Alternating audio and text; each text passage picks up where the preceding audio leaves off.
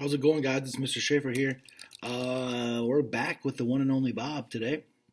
Yeah, we're gonna go. We're gonna start on chapter called "Spoiled," is what it's called.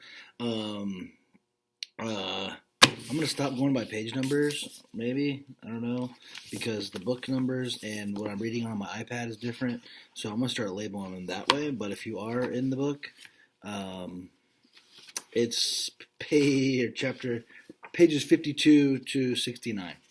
Okay, so yeah, that's where we're at. I did attach the pictures here, so you have the pictures if you want to read it on your own, or you want to read it along with me, or you need to go back and look at it. Um, but here we go. Mental bookmark time, right? Last thing I looked back is about Nutwit, right? That's our new character we met, the gray squirrel. He seems a little, maybe a little different with Bob. I don't know. Maybe they're buddies. Maybe they kind of joke around with each other. Maybe they're kind of at each other's throats a bit, right? A little bit of both. And then we met Minnie and Moo, the two guinea pigs. And Snickers came back, right? So Julia walks them. So it's kind of like their whole little scene at their house there, right? They said the squirrel lives in the oak tree. The guinea pigs are in the house. Julia's walking the dogs. So, and I think Bob has a crush on Snickers. I don't know, just my thought. Uh, that's what the class kind of thought yesterday. So we'll see how that goes. Okay. All right, here we go. Spoiled. I know Nutwit has a point. I've become a creature of habit, spoiled after the stretch of being my own dog. For a long time, I was Bob, the beast, cunning and streetwise. As a stray, I lived off leftovers, all at the mall, while Snickers dined on fancy pants kibble. Man, how I love that cotton candy stuck on the floor. The unexpected UFOs. Right, remember that from the glossary. The ends of ketchup covered hot dogs scattered under the bleachers like, I don't know, big toes or something. Ivan offered to share his gorilla food with me, and Stella and Ruby were always ready to pass along the carrot or an apple. But I refused. I needed to stay in shape, stay tough, stay true to my wild nature. Okay, so maybe every now and then I'd sneak a banana chunk from Ivan's breakfast. But then things changed. I became civilized, domesticated, a pet. Don't get me wrong, there was definitely some perks. Julia, who's an artist, painted my name on a food bowl. She gave me this wonderfully mushy blanket, the kind where you can bed boogie forever till it's squished to perfection and you curl up just so. I love that blanket, but I simply cannot sleep without not tag. Ivan's a raggedy old toy gorilla. Of course, just when I get my blanket and not tag imprinted with the right amount of eau de Bob, Julia's mom does the unthinkable. Puts them in the washing machine and removes every last bit of me. There are other indignities I tolerate. The daily walk on the tug of war string after going stringless my whole life. The attempts to train me, like that'll ever happen. The kisses and cuddling. Well, cuddling's okay, I suppose. But the kissing, I just don't get. If you want to kiss your dog, why not give him a big old lick on the face and be done with it? Anyways, so what have I gotten a little spoiled? A tad soft around the edges? There's a difference between being soft and being afraid. Being a coward. Another confession. Too bad I know the truth. I'm both. So he's both what? Being soft and afraid, or being a coward, or a little spoiled. What does he think he is? I don't know. Cricket bully. When Julia returns from the walking her charges, I race over and give her a good old Bob-style hello. Lots of yipping and twirling, followed by some attempts to jump into her arms. Humans love that stuff. Julia looks at me sternly and says, "Robert, down." I leave some more because I'm determined to convince her I'm incorrigible. untrainable. It's part of my charm, my bloodline. Down, she says again. From her coat pocket, she pulls out a little metal clicker, along with some treats. I hate that clicker. It's meant to help train me, but it's like a little cricket bully. Here's the theory. I do something right, Julia clicks, gives me a treat. The clicks tell me when I'm behaving, the treats reinforce it. If that happens enough before their very eyes, I'm supposed to transform into a good dog. Well, it ain't that easy. Down, Bob, Julia tries again. I want a treat, but not enough to cave, so I opt for a play bow. I compromise. Julia sighs. You are definitely a challenging student. To my annoyance, she puts the treat back in her pocket. I think Julia may be on to me. The clicker training is back. Right? Remember they did that to Ivan, or did it to Ruby, to try to get her into the cage? So now there it is. Clicker training again, trying to get old Bob to be a good boy. Trust. A while ago, Julia got it into her head that I needed to improve my manners. We went to a dog training class.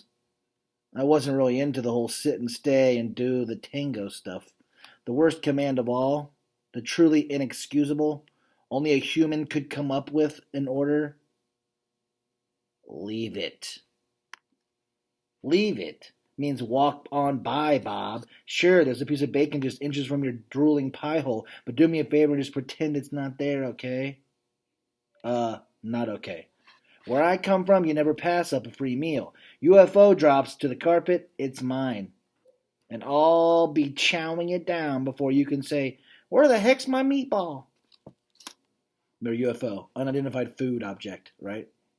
Not the flying saucer, but the food that he eats off the floor. Any of you have a dog that eats off the floor, I'm sure, or begs at the table? Within minutes, I am accused of being an undermotivated student, which is totally unfair. I'm highly motivated. Just show me some cheese, please. Anyways, I may or may not have been a little unruly class clown stuff.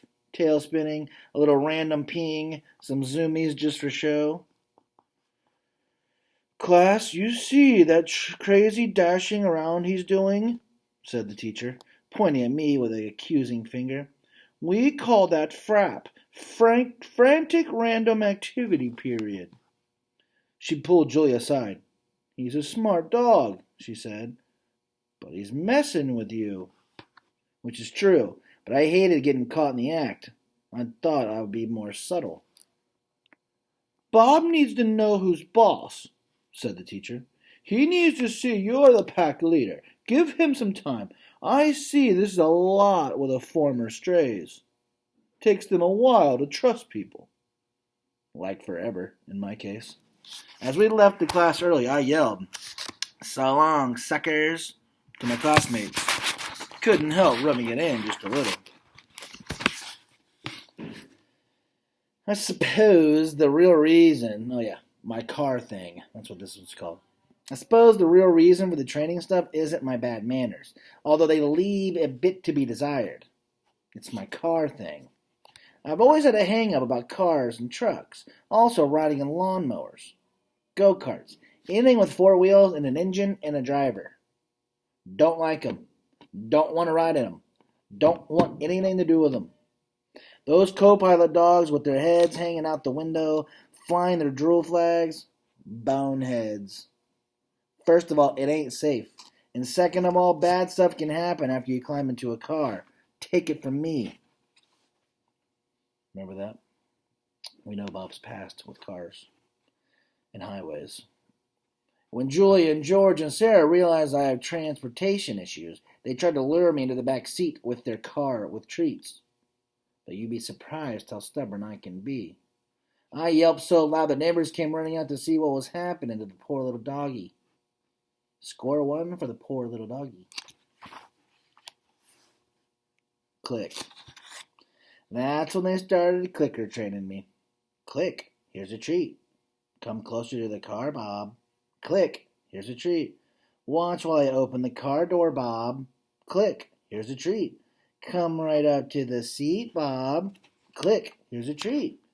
Come on, Bob. Bob. Bob. Where are you, Bob? Yeah, it was like that a lot. Options. Still haven't been in a car, or a truck, or a tractor, for that matter. When I have to go to the Rhymes with Pet threat, Julia and her parents walk me there. They say elephants have long memories. Well, so do dogs, people. It's not like I'm afraid, I'm just exercising my options. Full wag. Are you ready to head over to the park? George asked as he passed through the living room. He's carrying 2 flashlights and a roll of masking tape. Yep, Julia says, and I do a head tilt to show I'm intrigued by the conversation. The place where Ivan and Ruby live is called the Wild World Zoological Park and Sanctuary, but everybody just calls it the park. George works at the park as head groundskeeper, which means I've got some sway, and everyone who's employed there loves Julia. Give me a minute. Just need to grab my coat, says George. Straight home after that, though, Julia, says Sarah. Just in case the weather gets worse, 1 minute the weatherman's saying we're gonna have to have a little shower.